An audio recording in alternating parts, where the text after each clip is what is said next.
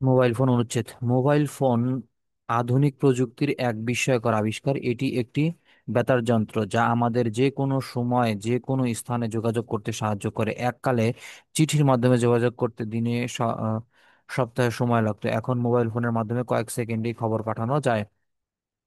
Mobile ফোনে শুধু কথা বলাই নয়, এতে ইন্টারনেট, ক্যামেরা, ঘড়ি, ক্যালকুলেটর, গেমস, শিক্ষা অ্যাপস প্রভৃতি সুবিধা রয়েছে। শিক্ষার্থীরা অনলাইন ক্লাস করতে পারে, পাঠ্য বই পড়তে পারে এবং গুরুত্বপূর্ণ তথ্য খুঁজে পেতে পারে। ডাক্তার, ব্যবসায়ী, শিক্ষক, ছাত্র সহ সব পেশার মানুষ এটি ব্যবহার করতে পারে। তবে মোবাইল ফোনের কিছু অপব্যবহারও রয়েছে। অতি ব্যবহার চোখ ও স্বাস্থ্যের জন্য ক্ষতিকর।